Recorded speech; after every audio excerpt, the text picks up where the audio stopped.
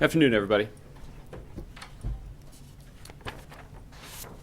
Before I go to your questions, let me just begin by saying that I anticipate that many of you will have legitimate questions about the death of Dr. Weinstein and the counterterrorism operation that was carried out by the United States government that resulted in his death. The President, as you heard in his opening remarks, has taken full responsibility as the Commander-in-Chief for the operation and for its unintended but yet very tragic consequences. The President has directed all of us to share as much information as possible with you and with the American people about what occurred. In pursuit of that effort, I've spent a decent portion of the last 24 hours talking with our national security team, talking with the attorneys on our national security team, to try to collect as much information as possible and to give you as much detail as possible so I can answer your questions on this matter.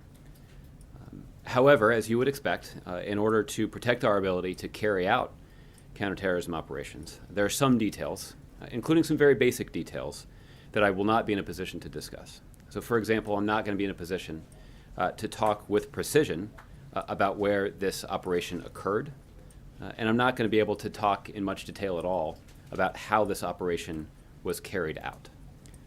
But that all said, we're not planning a background briefing here at the White House. I'm here at the President's instruction to answer as many questions in as much detail as I can on the record and in public. And as the President mentioned, our country and our government's willingness to face up to mistakes and redouble our efforts to review protocols and procedures to prevent them from happening again is one of the things that makes our country so unique and contributes significantly to our strength. So in that spirit, Josh, let's get started with some questions. Thanks, Josh. Let's start just with some of the facts of what happened to the extent that you can discuss them. How many other people were killed in these two strikes, either local civilians or militants? Josh, I won't be able to provide specific numbers on this. I can tell you that in the specific strike that resulted in the death of Dr. Weinstein and Mr. Laporto, there was one other al-Qaeda leader who was among those who was killed. That is the Ahmed Farouk, the American citizen al-Qaeda leader. This was a strike against an al-Qaeda compound, and the result was the death of at least one al-Qaeda leader.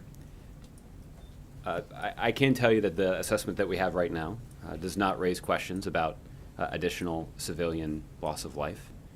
Again, the reason for that is that the standard that was in place and, to the best of our knowledge, was closely followed by our counterterrorism professionals, was to adhere to this near certainty standard. And that near certainty standard applied to two things. The first is near certainty that this was an al-Qaeda compound that was used by al-Qaeda leaders. That turned out to be true. That assessment did turn out to be correct. The other near certainty assessment was that no civilians would be harmed if this operation were carried out.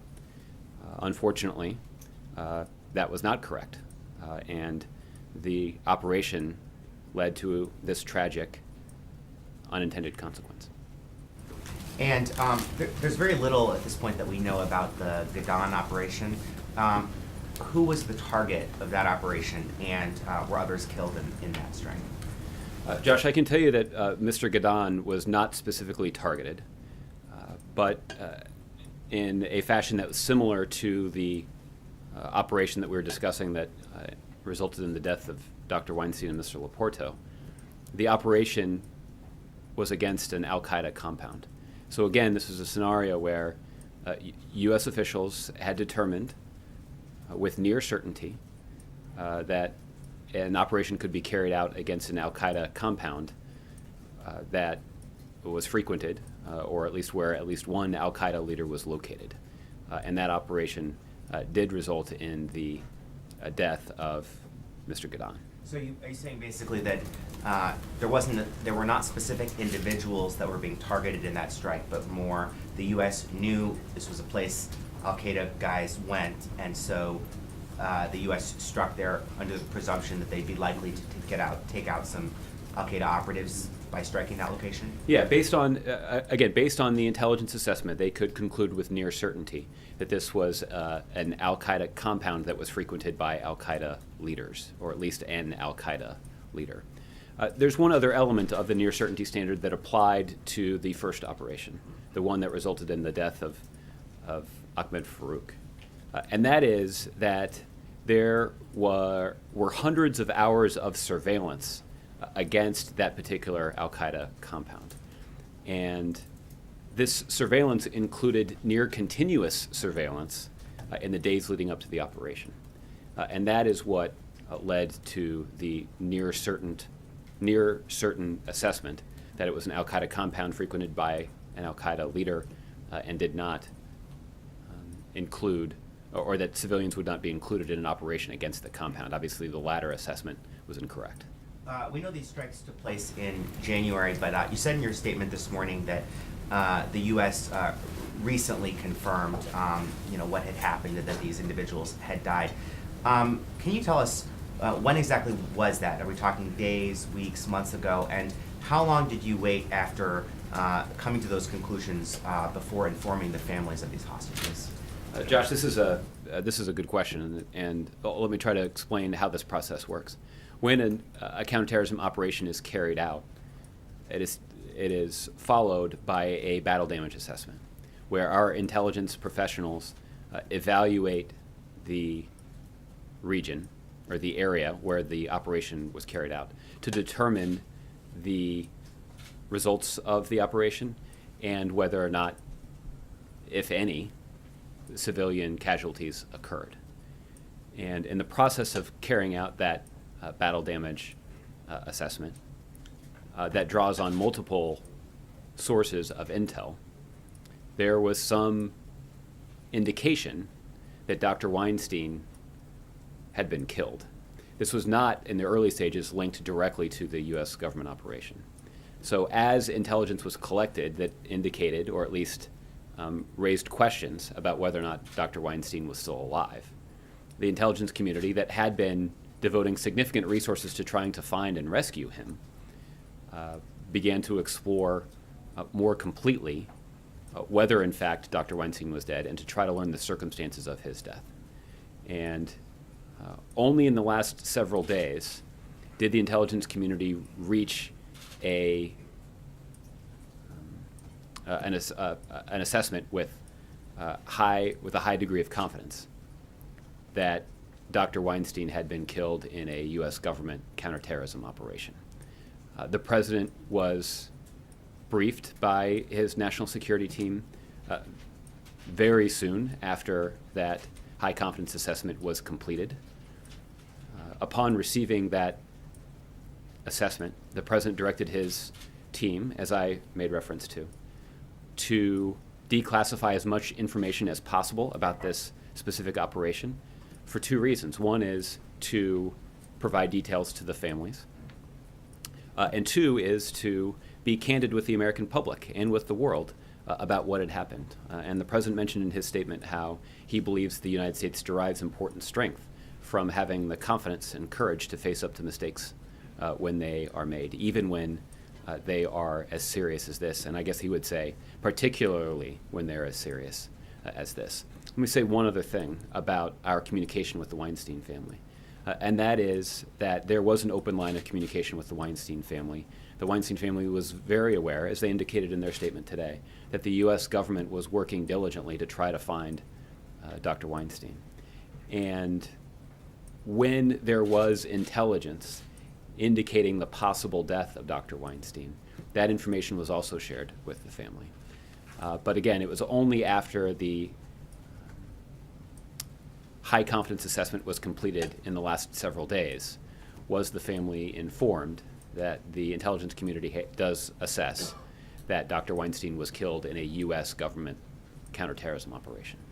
And I know many of us have been reflecting, as I'm sure you have, on the 2013 speech that the president gave at National Defense University laying out his counterterrorism strategy. And in that speech, the president was pretty firm about laying out this standard of near certainty that no civilians would be killed or injured in a strike. Today, from this podium, we heard, quite a different type of rhetoric. We heard the president talking about the fog of war and the cruel truth that deadly mistakes can often happen when you're fighting terrorists. I'm wondering, has the president lived up to the principles that he set out for himself when he gave that speech?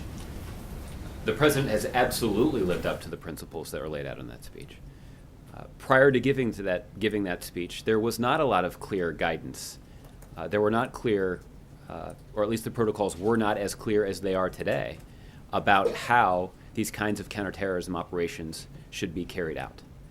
And because of the diligent work of the president and his national security team and our national security professionals, there is much greater clarity about how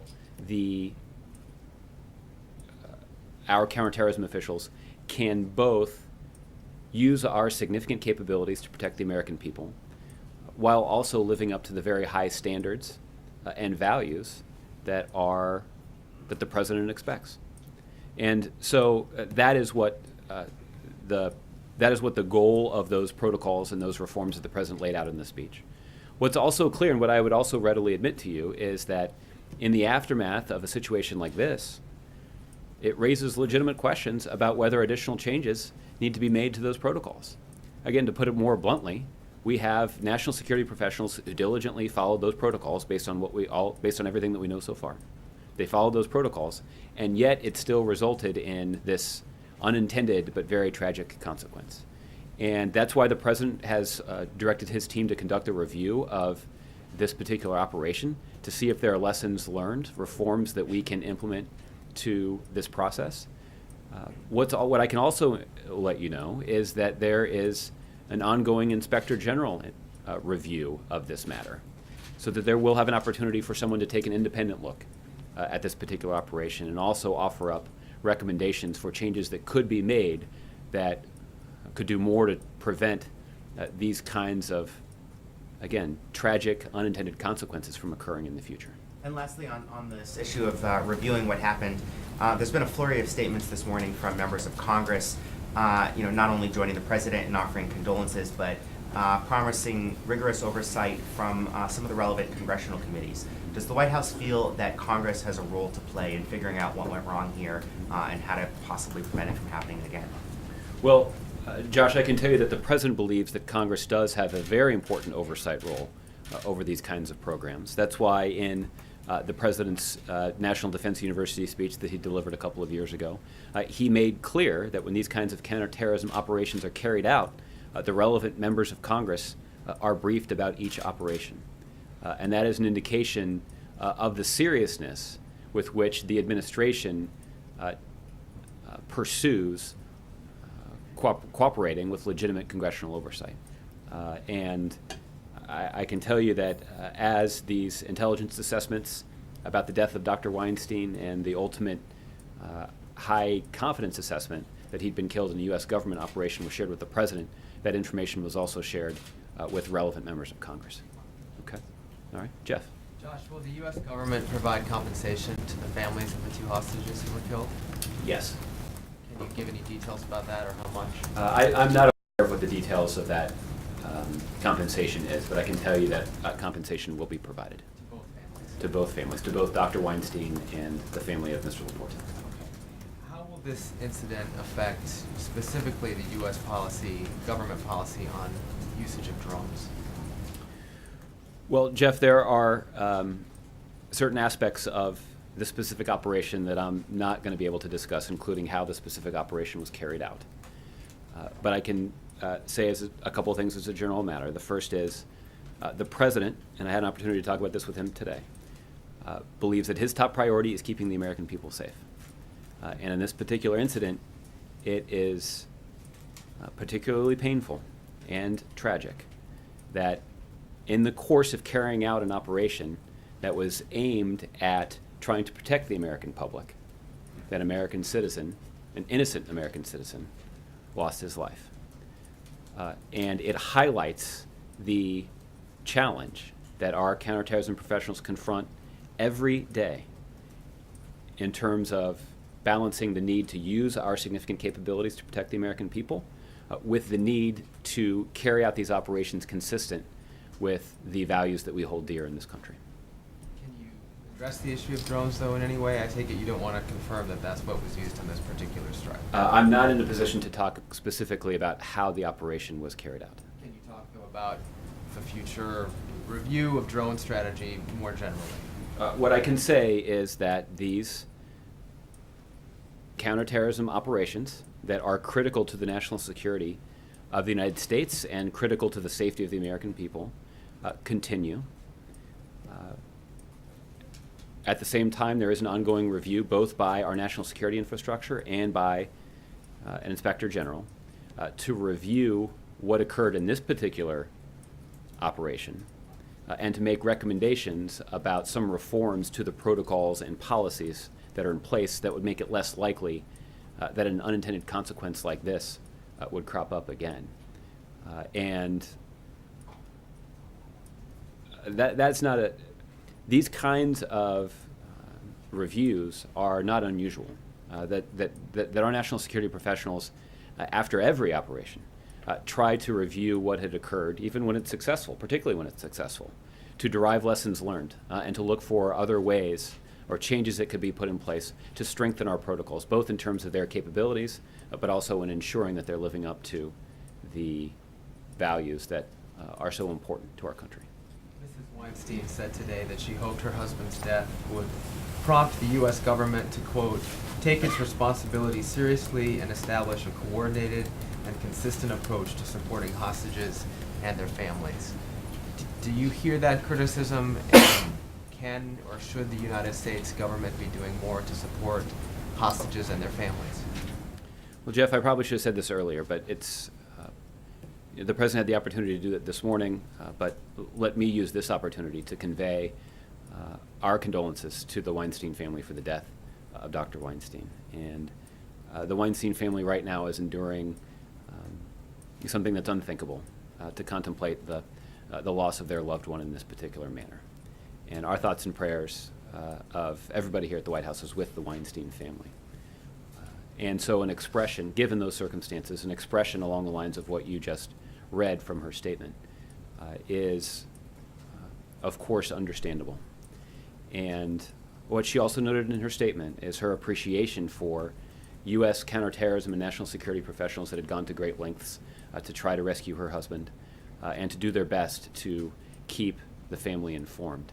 But we have heard from other families who have been in this terrible situation about the need for improved communication with the federal government when they're in the midst of these circumstances. And the president has ordered a review of the way in which the government and our national security apparatus communicates with families that are in this terrible position.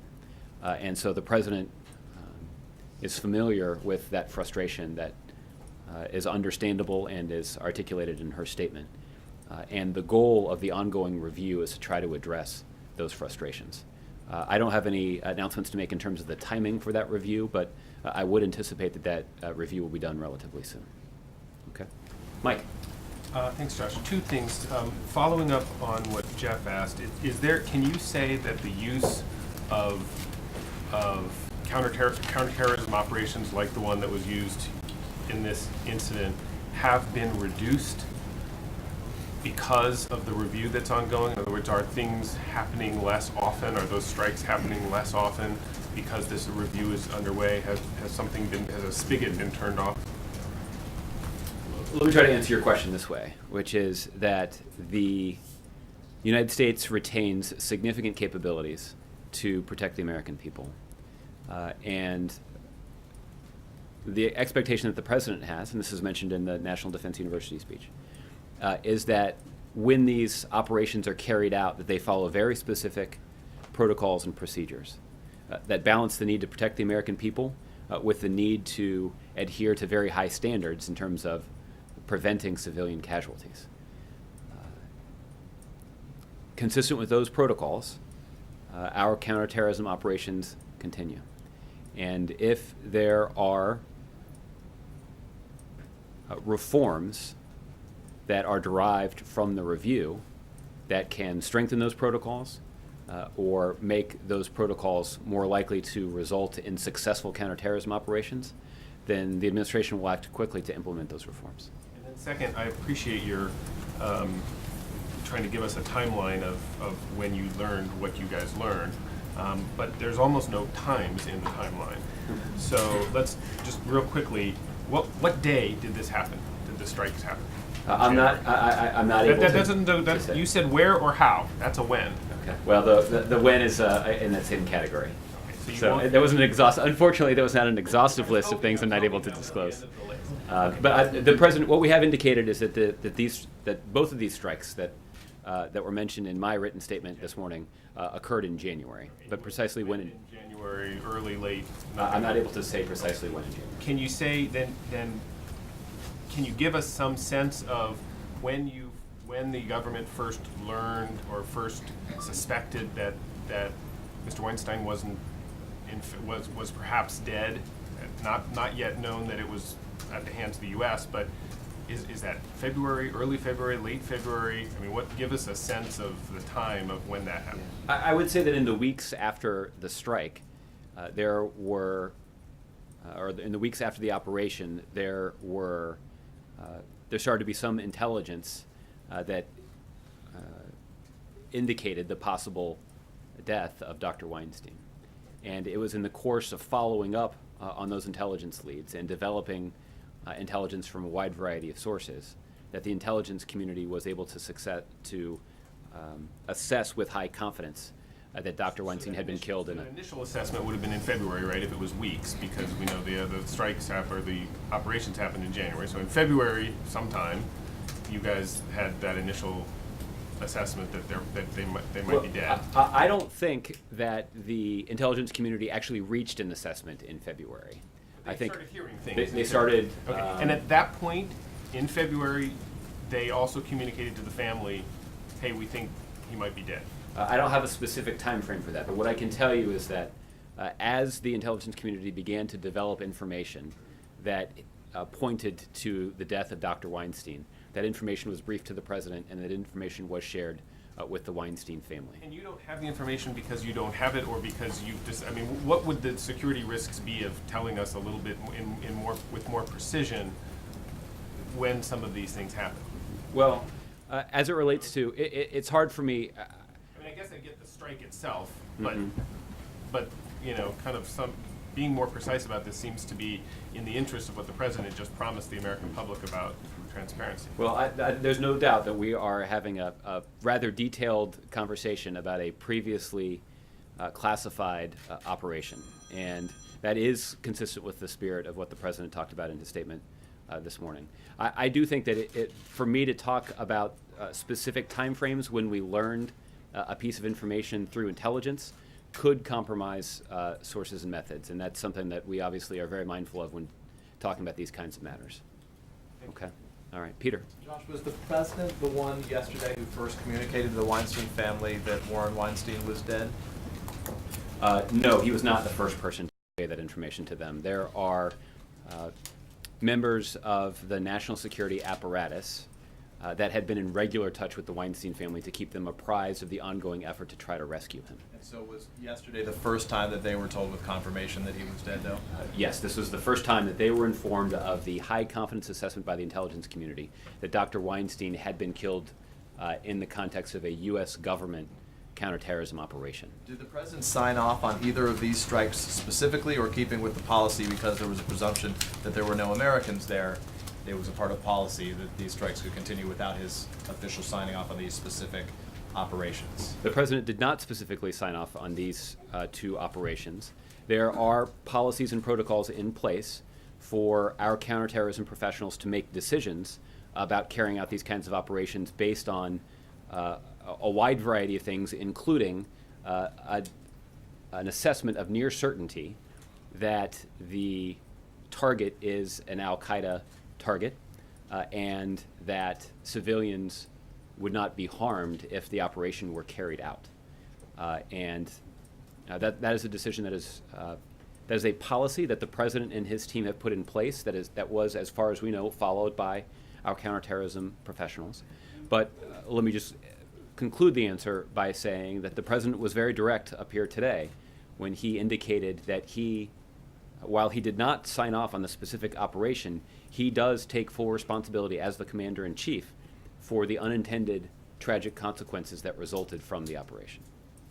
Adam Gadon, although he wasn't the specific target of that second of these two strikes, is he a target that the U.S. was trying to find, and would they, knowing that he was there, have pursued that strike against Adam Gadon? Well, the thing that you know about Mr. Gadon, Peter, is that he had been indicted for treason in 2006. That is an indication that he is somebody who presented a danger to the United States and our interests, and he is somebody that the United States was very interested in finding. Would the president have said go forward? Would the president have wanted to go forward with said strike if he knew Adam Gadon was there? Yeah. Well, it's hard for me to entertain a hypothetical like that. Were you pursuing strikes to find Adam Gadon? Let me just say that he was not classified as a HTC, but he was obviously somebody who was wanted by the U.S. government because he'd been indicted for treason. There is a procedure and a policy, again, one that the president put in place for carrying out counterterrorism operations against American citizens where necessary. But in this case, Mr. Gadon was not targeted. What was targeted was the al-Qaeda compound that he frequented. And that strike did succeed in taking some al-Qaeda leaders off the battlefield. The ACLU put out a statement a short time ago where it says, among other things, these new disclosures raise troubling questions about the reliability of the intelligence that the government is relying on to justify drone strikes. In each of the operations acknowledged today, the U.S. quite literally didn't know who it was killing. These and other recent strikes in which civilians were killed make clear that there is a significant gap between the relatively stringent standards the government says it's using and the standards that are actually being used. So what's the White House's response to that? Well, I strenuously disagree. There is no evidence at this point to indicate that our counterterrorism professionals deviated from the established protocols. But it also is important for us to step back here and recognize the situation that we're confronting. We're talking about the Afghanistan-Pakistan region. This is a region of the world that is exceedingly remote. The president talked about this in his NDU speech back in May of 2013, that al-Qaeda figures hide out in these areas because they're remote. They hide out in these areas because they know that local forces don't, in some cases, don't have the will, in some cases don't have the capacity to go after them. And when you're talking about a circumstance like that, and the other thing that they know, because it's so remote, that the possibility of putting U.S. boots on the ground to go after them is just not feasible. And what that means is when we're talking about an environment like this, absolute certainty is just not possible. What we can do instead, though, is we can leverage significant intelligence assets to, for example, in this case, actually conduct extensive surveillance of a particular compound. And as I mentioned, hundreds of hours of surveillance was conducted against this particular compound. We know that near continuous surveillance of this compound was conducted in the days leading up to the operation. And that, based on that surveillance and other forms of intelligence, the intelligence community did assess with near certainty that this was an al-Qaeda compound that was frequented by al-Qaeda leaders. That assessment turned out to be correct. They also had a near certainty assessment, again, based on that surveillance, that there were no civilians present and that no civilians would be at risk if the operation were carried out. Now, what we also know is that al-Qaeda considers these kinds of hostages to be extraordinarily valuable. And they go to tremendous lengths to try to conceal the location of these hostages. And that is why, unfortunately, that near certainty assessment was wrong. And that is why the president has directed a review to determine if there are any changes that we can make to determine or to make it less likely that these kinds of unintended consequences would occur again. If al-Qaeda had been willing to make a trade, would the U.S. have been willing to make a similar trade that they made for Bo Bergdahl for the life of Warren Weinstein, and was one ever offered? Peter, the U.S. government went to great lengths to try to rescue Dr. Weinstein, that there were significant resources dedicated to trying to determine his whereabouts. Did we we've- offer a trade? We've been very clear about the policy of the United States. As painful as it is a policy that prevents the United States from negotiating with terrorists. And that policy was in place in the course of our efforts to try to secure the rescue of Dr. Weinstein. And again, this is a policy that, particularly to the Weinstein family, is a very difficult one. And I think, frankly, I think it's a pretty difficult policy, even for just the average human being. But the analysis is a reasonable one, which is that to engage in the practice of negotiating with terrorist groups to try to secure the release of innocent Americans would only put at risk more innocent Americans. Okay, John. Josh, you won't even tell us that this was a drone strike or these were drone strikes? John, I'm not able, despite the extensive information I am able to provide about a previously classified operation, I'm not able to discuss precisely how this operation was carried out. Okay, so you tell us that Adam Gadan and Ahmed Farouk were not the targets. Does the president regret the fact that they were killed in these strikes? No, those two individuals that you mentioned were leaders in Al-Qaeda. They had prominent positions. We know that Mr. Farouk, for example, was a leader of AQIS, Al-Qaeda in the Indian subcontinent, and that he was playing a prominent role in leading that network's operations and planning in that region of the world. We know that Mr. Gadan had styled himself as a prominent spokesperson for Al-Qaeda, and it is for that and other reasons that he was indicted by the U.S. government for treason. So the administration's policy on the justified killing of American citizens in these counterterrorism strikes, according to the Attorney General, is that they represent an imminent threat of violent attack against the United States and that capture was not feasible.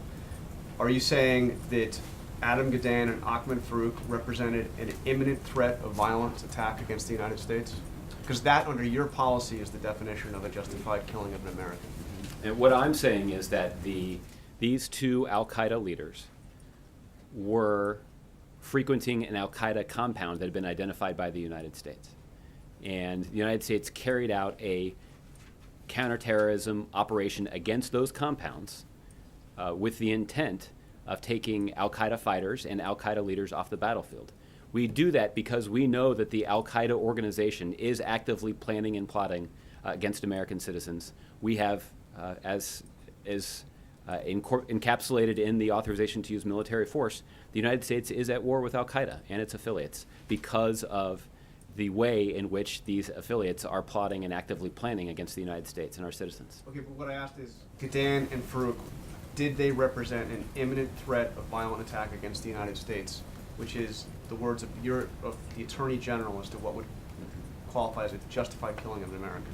Well, what I can share with you from here is that these two individuals were not targeted in this specific counterterrorism operation, but we know that they were hit in this counterterrorism operation, and they were killed in this counterterrorism operation because they were leaders of Al-Qaeda, and we know that Al-Qaeda is an organization that is actively plotting and planning against the United States. Is it legal, under the guidelines that this administration has put in place, is it legal to kill American citizens who do not represent an imminent threat of violent attack against the United States? What is permissible under international law and in the protocol that the president has established is for the United States to carry out strikes, to carry out operations against Al-Qaeda compounds that we can assess with near certainty are Al-Qaeda compounds that are frequented by Al-Qaeda leaders.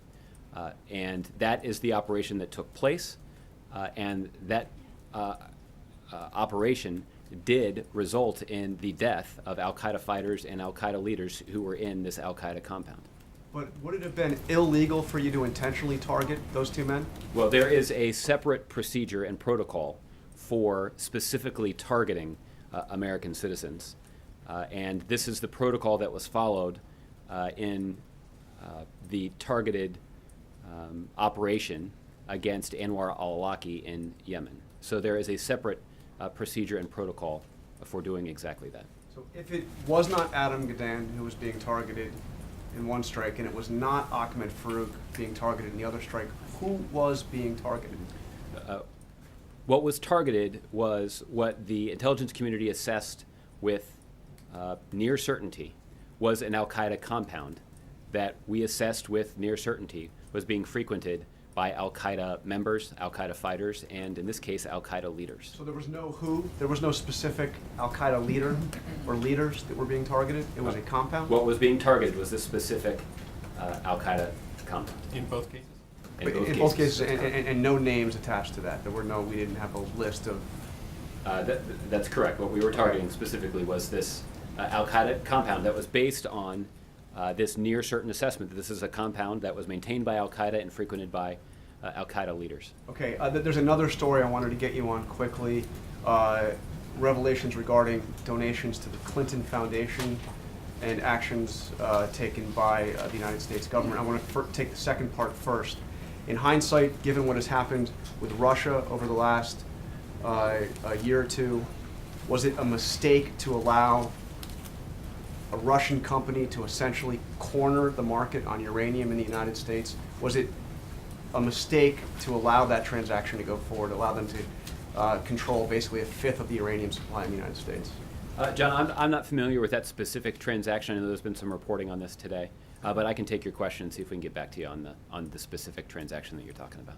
And the memorandum of understanding that governed Hillary Clinton's financial dealings, the financial dealings of the foundation and her husband's speaking fees.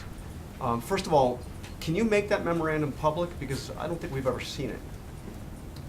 This is a memorandum of understanding that resides at the State Department, so you can ask them about their policy for disclosing it. Okay, or not. we've asked for that. I'm wondering if you can, I mean, this is, you know, I mean, in the interest of transparency, this was supposed to be all about transparency. Yeah.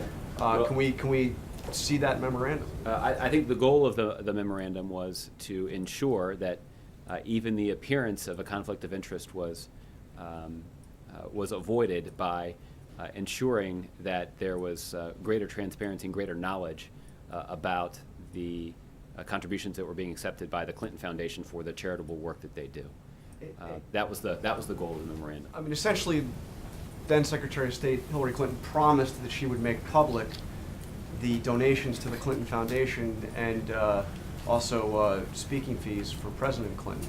Isn't it clear now that Secretary Clinton did not abide by her own memorandum of understanding with the President? I'm not sure that that's clear, but you should go ask Secretary Clinton's team Well, about I'm that. asking you because we now read that Uranium One, foreign company, donated over $2 million to the Clinton Foundation while she was Secretary of State. That would seem to be a pretty clear violation of a memorandum of understanding as it's been explained to us by you. Well, again, for the details of this transaction, I'd refer you to either the State Department or Secretary Clinton's team.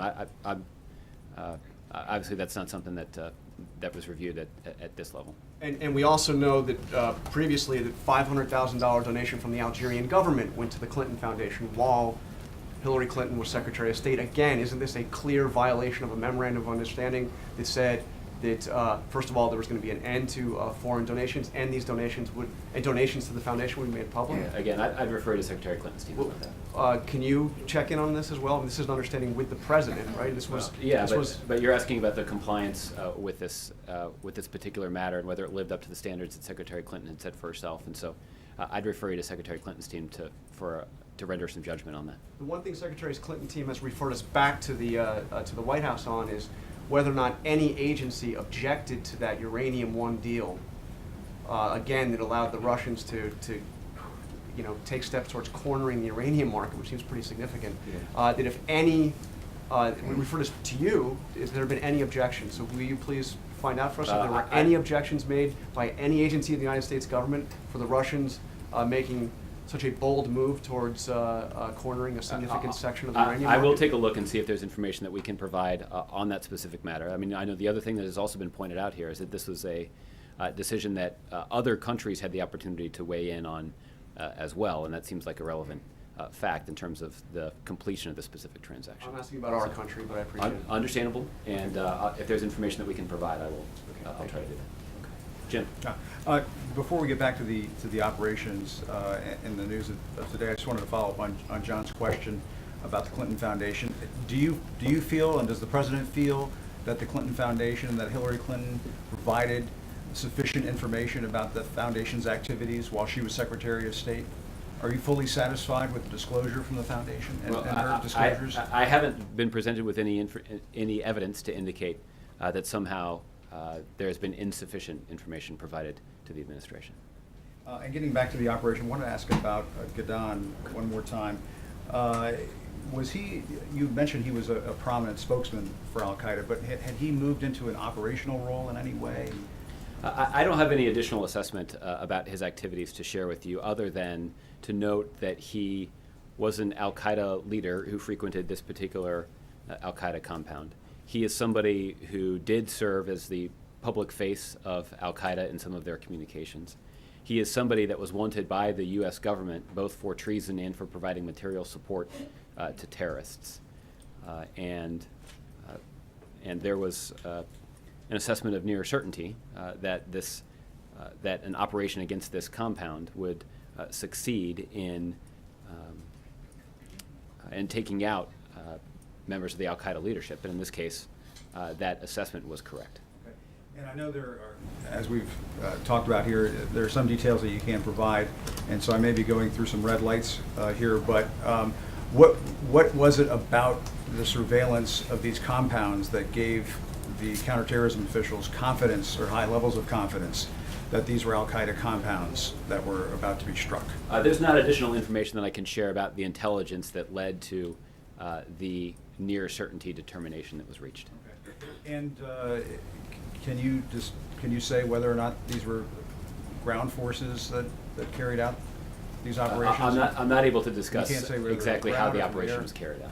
And getting back to the use of drones, does the president have any second thoughts now about their usefulness in carrying out these kinds of operations? Well, first of all, the thing that we do know about these kinds of counterterrorism operations is that they have made Al-Qaeda less capable of receiving recruits. They have succeeded in diminishing Al-Qaeda's command and control capability. And we know that as a result of some of these operations, Al-Qaeda leaders have changed their behavior and are now intensely focused on their own personal security. And when we know that when Al-Qaeda leaders are focused intently on their own personal security, that means they have less time and energy and attention to devote to plotting against the United States. So that is an important thing. Do drone strikes work? Well, what the president indicated, and the president went through a lot of this in his National Defense University speech. Our preference when dealing with suspected terrorists is to capture, detain, debrief, and prosecute them. And the Obama administration has a very strong track record of doing exactly that in locations all around the world, frankly. But the fact is, as I mentioned earlier, in some areas of the world, particularly in remote locations where extremists are hiding out, local authorities have limited capacity, and in some cases limited will, to go after these extremists. So the limited capacity of local forces and the remote nature of these environments is precisely why these extremists are hiding there.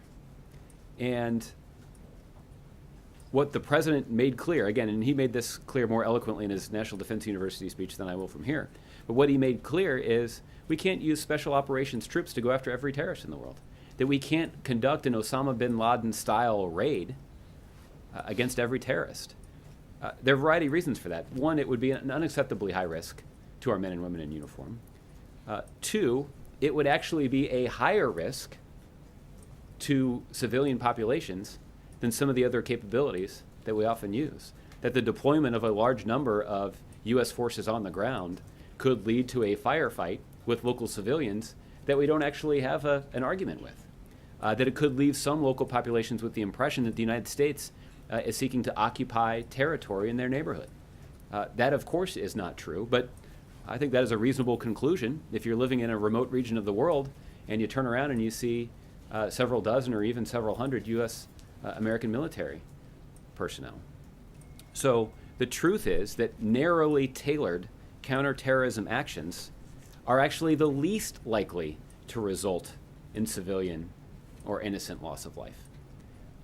However, what is abundantly and tragically clear this morning is that even narrowly tailored actions do not completely eliminate the risk of innocent loss of life.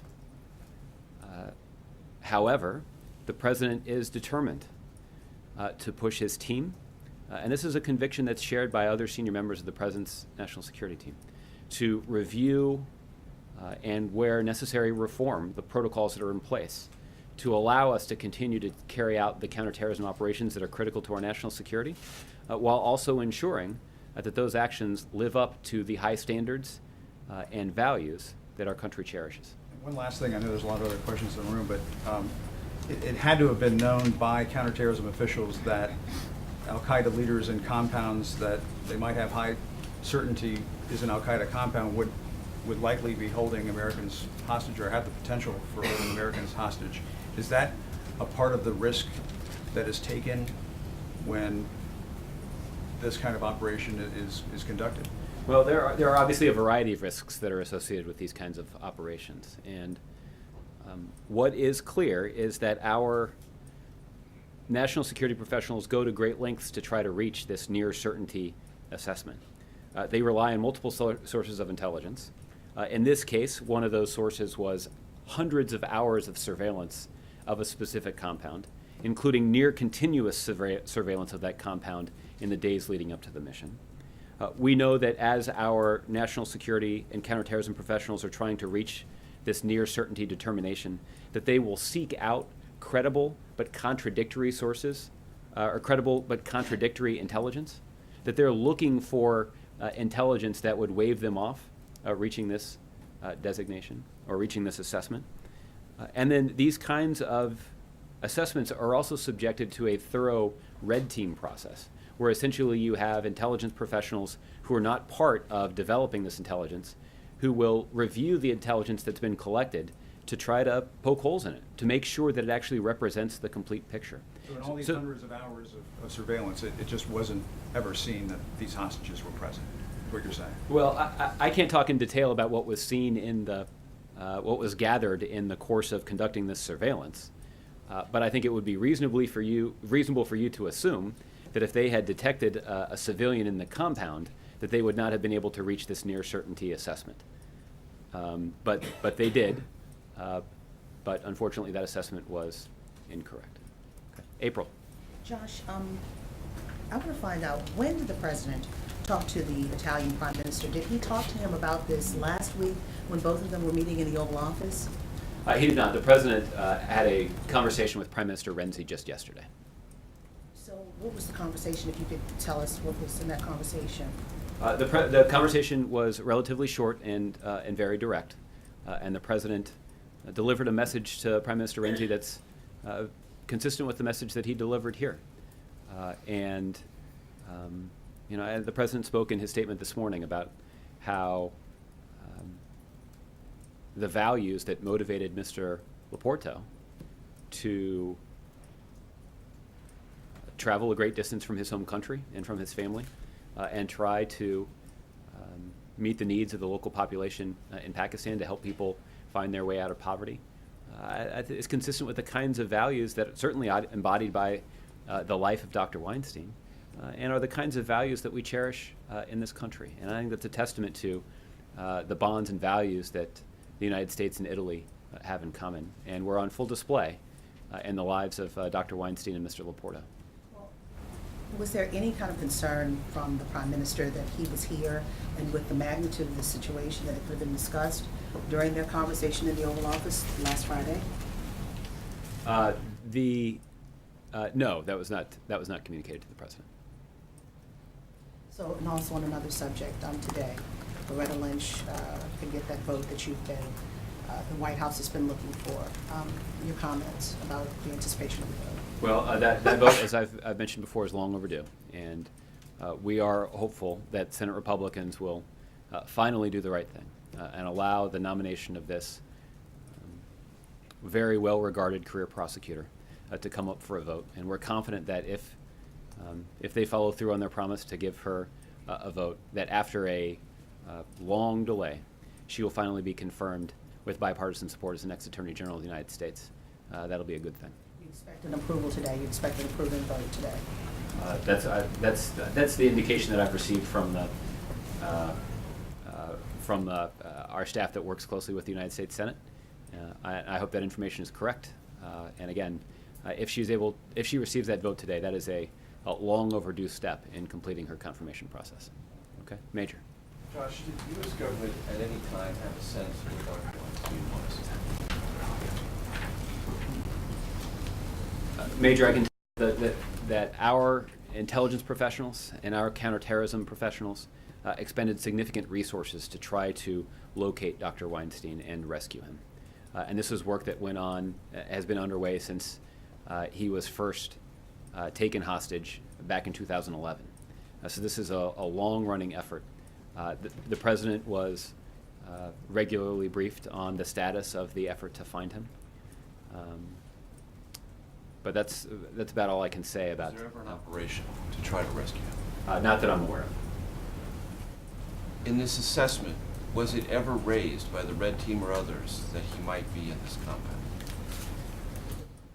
Well, I'm not able to talk about what specifically, how this assessment was reached. But given the very high standard that is put in place, this near certainty standard, I think it is reasonable for you to conclude that the intelligence professionals who evaluated this particular situation, both in terms of drawing on the available intelligence, including the hundreds of hours of surveillance, that they had no idea that he was there. How sobering is it that hundreds of hours of surveillance proved to be so fatally flawed? Well, the first is that it is an indication of the lengths to which Al-Qaeda goes to conceal the location of hostages that they take. And this is, again, an indication of just how highly valued these hostages are by Al-Qaeda. It's an indication of how difficult the work is to try to find these hostages so that they can be rescued. And that's the first thing. But obviously, what occurred is very tragic. And you all had the opportunity to see the President up close and personal when he delivered his statement here. And I think it was clear from watching him deliver his remarks how personally he takes this. He's the commander-in-chief, and his top priority is to protect the American people. And it is particularly painful that an operation that was carried out consistent with his policies to try to protect the American people, unfortunately and tragically, resulted in the death of an American citizen, an innocent American citizen. In that National Defense University speech, the President went to great lengths to talk about the difficult cost-benefit analysis and the risks involved and how they weigh upon him. And I had an opportunity to talk to him about this today. This is as good an illustration as any of the difficulty in weighing those competing priorities. Since you had that conversation, allow me to ask you, knowing what he knows now, does the President believe this series of operations was worth it? Well, again, the standard that the President has set for these kinds of counterterrorism operations is near certainty that civilians would not be harmed. But I ask that because you've made it clear to us you were not targeting anyone. This was a compound. That's not correct. in pursuit of any particularly identified, vetted, or thoroughly established operational leader of Al-Qaeda. It was a compound. And there was nobody in particular, as we understand it based on what you've told us, the United States government was seeking to attack or eliminate. And I'm just wondering, that standard of not seeking anyone and having a specific target resulting in the deaths of these two innocent hostages, does the President consider it worth it? Well, I think it's important, because in this instance we've gone to great lengths to declassify as much information as we can, for us to scrutinize these two situations. As it relates to the operation against the compound that resulted in the death of Adam Gaddan, you had the intelligence community reach a near certain assessment that this was an Al-Qaeda compound and that it could be carried out without harming any innocent civilians. Those assessments were correct, and that operation did succeed in taking an Al-Qaeda leader off the battlefield. The other operation that resulted in the death of Ahmed Farouk, the Al-Qaeda leader who was frequenting that compound, also resulted in the death of Dr. Weinstein and Mr. Laporto. The near certain assessment that it was an Al-Qaeda compound and that it was frequented by an Al-Qaeda leader was correct. What was not correct is that an innocent civilian would not be harmed in that strike. So, yeah, and so I think the point is simply this, that when it comes to that particular operation, the protocols that are in place, had our intelligence professionals known that there were, or even suspected, that there were innocent civilians in and around that compound, then the operation would not have been carried out because it would not have been consistent with the protocols that the president and his team have established. And again, that is what makes this all the more tragic, is that the protocol that was in place has a very high standard for only moving forward. That the protocol is in place to ensure that the operation will only be carried out if we can be confident with near certainty that an innocent civilian will not be killed or harmed as the operation is carried out. And in this case, despite hours, hundreds of hours of surveillance and other sources of intelligence, including near continuous surveillance of the compound in the days leading up to the operation, the presence of these civilians was not detected. In that speech, the president also established the way by which, if an American is being targeted, Congress and the Justice Department are brought into the conversation. As I gather it, I think this is an assumption, but I just want you to confirm it. Because no one was targeted, that process was not carried out. There is a very specific process if the intelligence community determines that it's necessary to target a counterterrorism operation against a specific American citizen. That protocol, that policy was not pursued in this instance because there was no specific American citizen who was targeted. What was targeted was a compound that our intelligence officials assessed with a high degree of confidence, with near certainty, that was frequented by Al-Qaeda. And again, in both of these instances, that assessment, that near certainty assessment, was correct. What are we to conclude from the potency, or about the potency of Al-Qaeda in this particular region, that a compound in of itself was a legitimate target?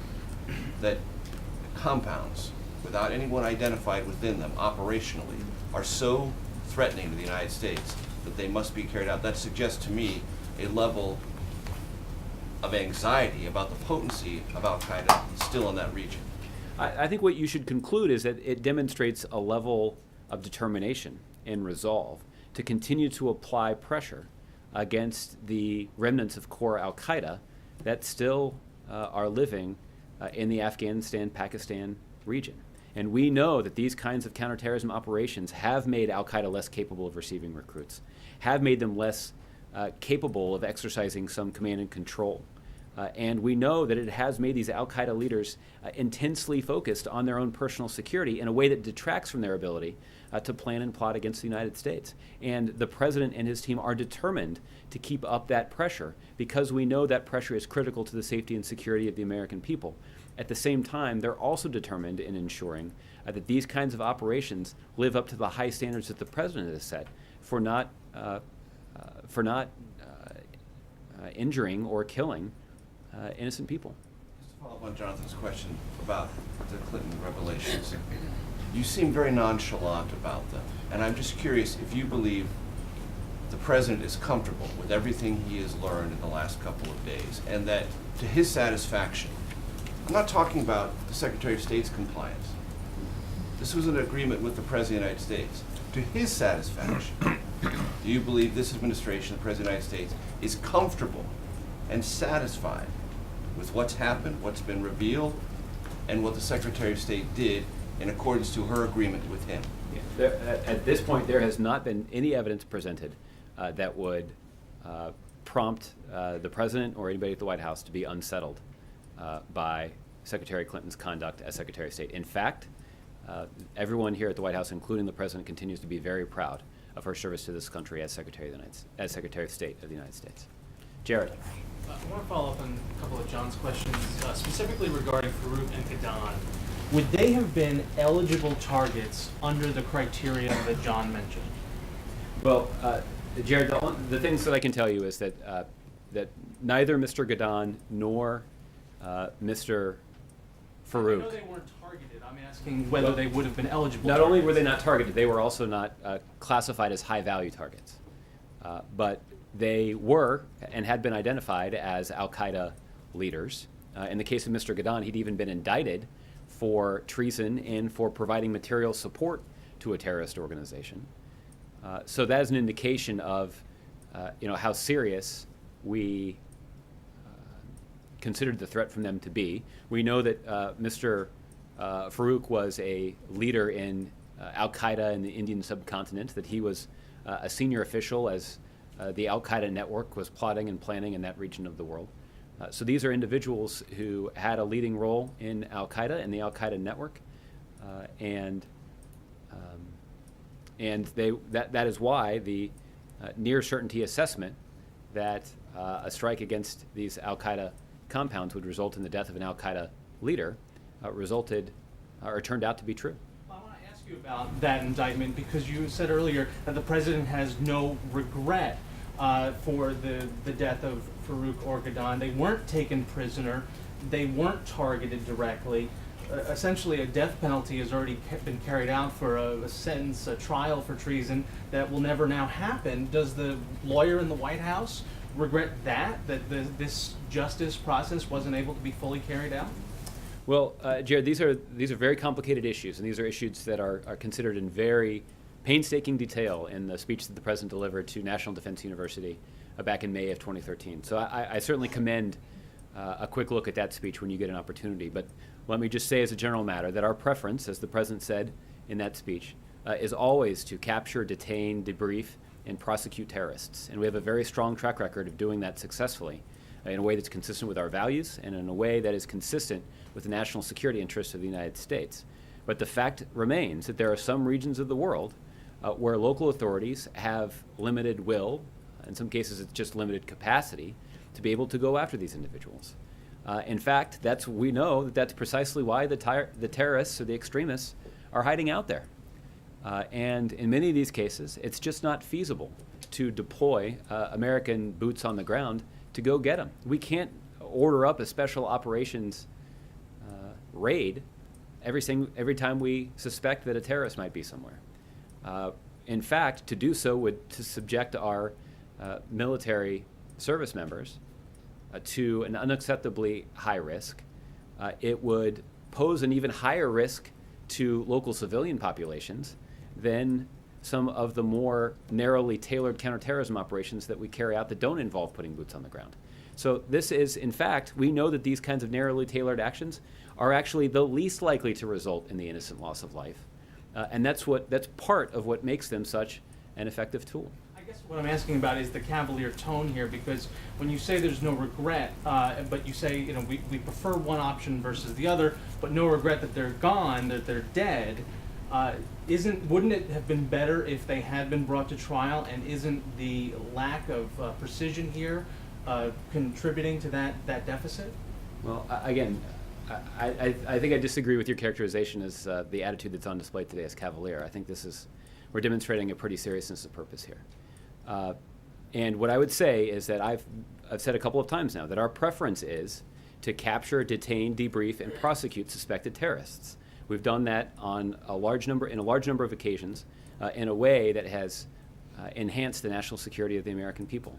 So yes, I would stipulate that our preference would be for somebody like Mr. Gadan to walk into a law enforcement agency and turn himself in and have an opportunity for us to detain that individual, to debrief him. We have a process for debriefing individuals in that kind of scenario, and we would subject him to American justice. That would be our preference.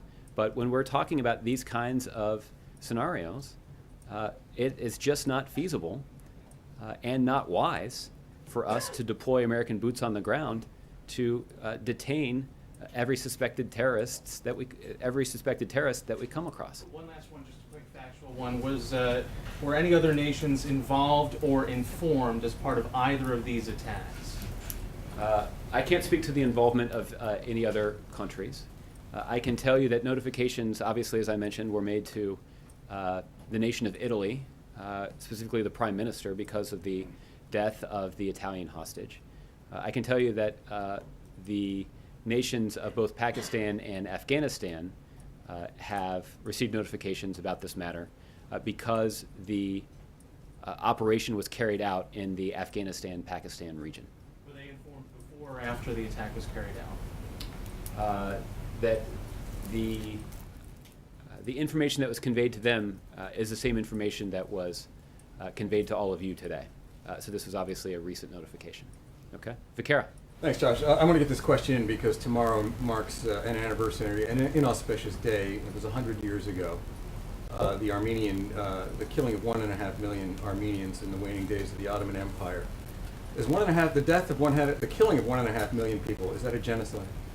Well, Mike, it has been the policy of the United States to freely acknowledge the massacre of more than 1.5 million Armenians that took place 100 years ago tomorrow. And this is it's a somber day, and it's a somber remembrance. And in fact, there is a delegation, an American delegation, being headed by the Treasury Secretary, Jack Lew, to go and participate in the ceremonies that will mark this tragic event. The United States mourns the loss of those who were lost in that tragic series of events. And we continue to reiterate our belief that the candid and frank acknowledgement of those kinds of tragic incidents serves to make it less likely that those kinds of events will happen in the future. And we believe that all parties have a vested interest in acknowledging the truth about that massacre. Josh, you used the phrase candid and frank, so I'd like to quote back to you what then Senator Obama said when he was campaigning in 2008. America deserves a leader who speaks truthfully about the Armenian genocide and responds forcefully to all genocides. I intend to be that president. He used the genocide word then. He won't use it now. Armenian groups say he's betrayed them. Has he betrayed them?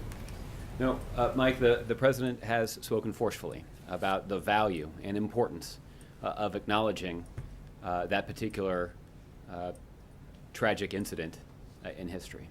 And the president has spoken to that repeatedly, and as we have traditionally done in the past, we'll acknowledge the anniversary tomorrow in a statement from the president. Okay. Thanks, Josh. JC? Josh, how intent is this administration with its allies on capturing and neutralizing the head of ISIL, Mr. al-Baghdadi? Well, JC, we use a wide variety of elements at our disposal, including our ongoing support for Iraqi security forces, to apply significant pressure to ISIL and ISIL leaders. And the president has engaged in a strategy in working closely with a coalition of 60 nations to degrade and ultimately destroy ISIL.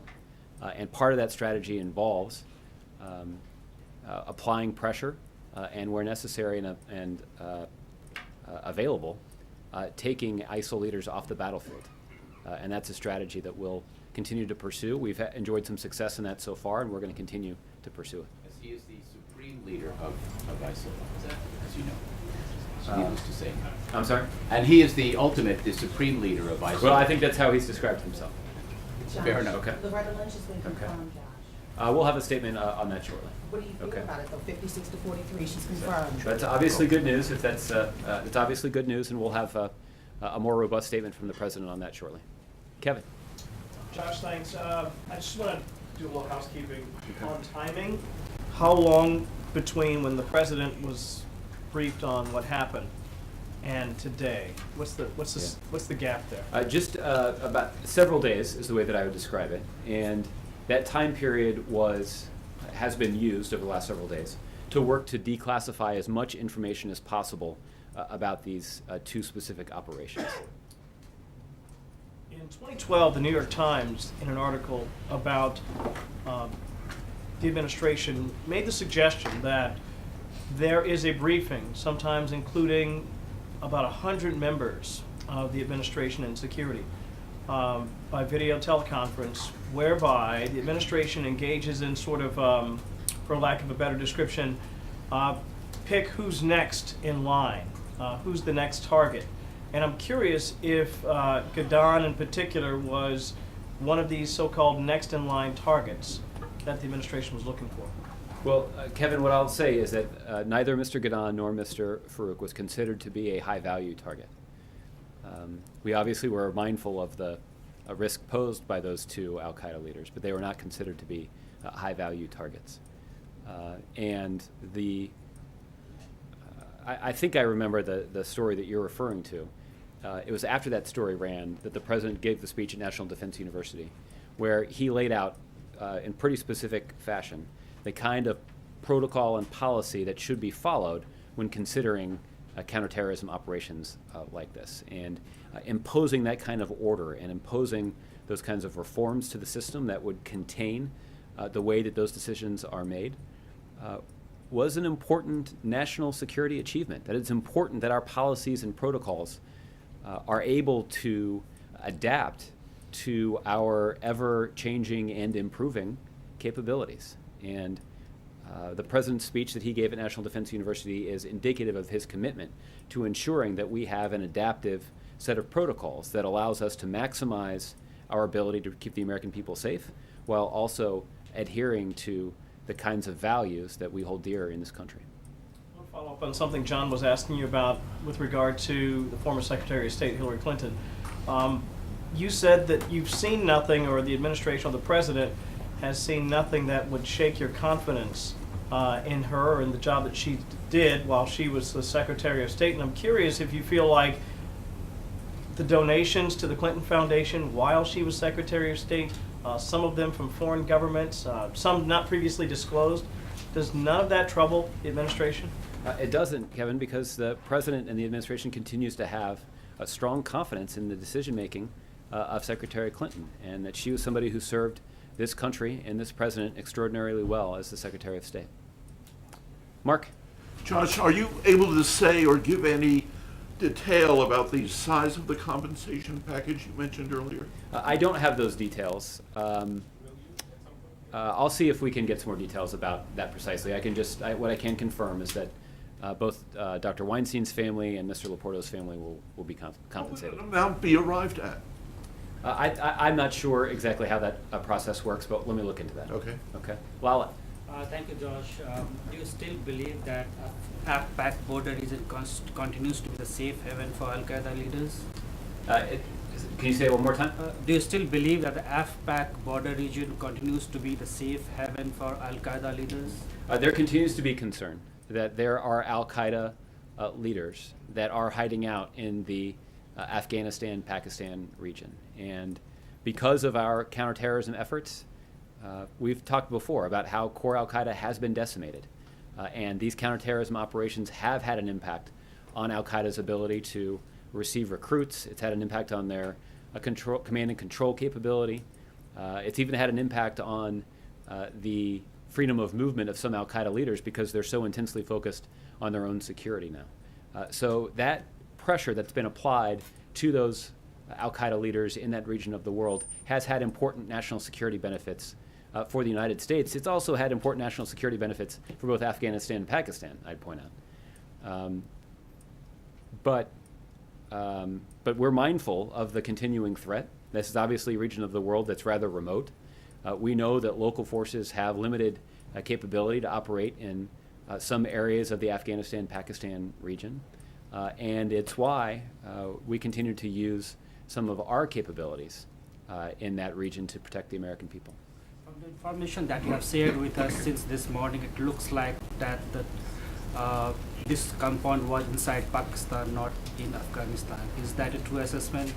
I'm not in a position to be more specific about the location where this operation took place, beyond saying that it took place in the Afghanistan-Pakistan region. And no prior information was shared with the governments of Afghanistan and Pakistan before the raid?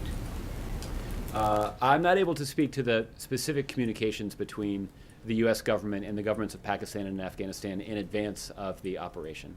But I can tell you that in recent days, after the high confidence assessment was completed by the intelligence community, that Dr. Weinstein and Mr. Laporto were killed in a U.S. government counterterrorism action, that this information was conveyed to both the Pakistani government and the Afghan government. And why are you saying that the local authorities have limited will in handling these against these Al-Qaeda leaders? In the past, you have praised both the governments, Afghanistan and Pakistan, in the counterterrorism operations. Well, the United States values the kind of security cooperation that we obviously get from the Afghan central government. There's obviously an important security relationship between the United States and Pakistan. After all, and I alluded to this in response to your earlier question, that many of the extremists that are hiding out in this region have either planned or even carried out attacks in which the vast majority of the victims were actually Muslim citizens of Pakistan. And it's an indication that these kinds of extremist terrorist elements that are operating in the region of these two countries aren't just a threat to the American people, they're also a threat to the Afghan people and to the Pakistani people. That's why the United States government has succeeded in building strong security relationships with both those countries to try to mitigate that threat. Thank you. Okay. Tolan? You mentioned the Osama bin Laden raid earlier. I want to sort of draw a comparison. In that raid, there was human intelligence, this courier that provided information to back up whatever surveillance that the U.S. had. In this case, we've only heard about the hundreds of hours of surveillance, presumably by satellite. Can you say if there was also human in-country surveillance and intelligence that helped to back that up? Well, what I can say, Tolu, is that the hundreds of hours of surveillance against this specific compound was a very important part of the source of intelligence that we had against this particular compound. It was not the only source of intelligence, however. And this goes to the near certainty determination that's required before an operation can be carried out. That our analysts consider multiple sources of intelligence before reaching that near certain determination. And again, hundreds of hours of surveillance, including near continuous surveillance in the days leading up to the mission, would obviously be a very important and rich source of intelligence, but it's not the only source of intelligence that contributed to the targeting of this specific compound. There are some intelligence officials that have said that in the wake of the Edward Snowden revelations, a lot of terrorists have gone offline and underground, and that the U.S. is relying too much on technological intelligence and not doing enough of human intelligence in the country. How do you sort of respond to that kind of argument? Well, I'd say two things about this. We're obviously talking about a very remote area of the world where even the capability that's given by human intelligence is limited. But I think what I would point out to you is that the fact that these Al-Qaeda leaders have gone underground is a testament to the impact that this counterterrorism pressure has had on their ability to operate. That if you have Al-Qaeda leaders that are shutting themselves off from the outside world, that are not taking advantage of communications devices and are seeking to go underground, that's going to make it a lot harder for them to exercise command and control. It's going to make it a lot harder for them to be involved in broader organizational efforts of the network. It's going to be a lot harder for them to plan and direct attacks against the United States. And that's an indication of an important consequence of the pressure that the United States and our allies are applying against extremists. Just one quick question on the Time Warner Comcast deal. FCC, his staff has come out against it. I was wondering if the president's going to get involved in this decision and if he has an opinion. This is a deal that is being evaluated by independent regulators, and so I wouldn't weigh in on it from here. Okay. Ms. Weinberg, I'll give you the last one. Thanks, Josh. I want to ask about the case of Kayla Mueller, who was killed back in February. At the time, ISIS had claimed her death was because of a Jordanian airstrike, and at the time, at least from the DoD, they had said it was propaganda. So I'm wondering, in light of this reassessment, why is the United States so confident in ruling that contingency out? For two reasons. The first is that we do not have a high confidence assessment about what led to Ms. Mueller's tragic death. we were able, through a variety of intelligence sources, able to reach a high confidence assessment about the tragic death of Dr. Weinstein. Dr. Weinstein, pardon me. The second thing is what we have said about Ms. Mueller's death is that ISIL has claimed that she was killed in a Jordanian airstrike. And what we do know, and what we have made public, is that there's no evidence that there were Jordanian aircraft in the region at the time of the strike that resulted in her death. So what I would just simply observe is that we are continuing to try to develop sources to get greater insight into what led to her death. But we are intensely skeptical of claims that her death was caused by a Jordanian airstrike because we know there are no Jordanian aircraft in that region at the time of that strike. And that is sufficient to roll out that entirely, 100%. Well, again, we don't know anything about 100. We don't know anything 100% in that situation. That's why we're trying to gather more information about what led to her death. But we are, I think, understandably, intensely dubious of claims that a Jordanian airstrike led to her death, when the fact is that there were no Jordanian aircraft in that area when she died. But the specific of the Jordanian airstrike aside, has the contingency been ruled out that it could have been collateral damage from some ISIS coalition, anti-ISIS coalition offensive, be it something like a drone strike or something? Well, this is, as we've said at the time, that this is this situation, this circumstance, is still being reviewed by our intelligence sources to try to get greater insight into what exactly occurred. Okay? All right, thanks everybody. Have a good day. Josh, will Lynch be sworn in today? I don't believe there's a plan to do that today, but we'll keep you updated. All right. Okay.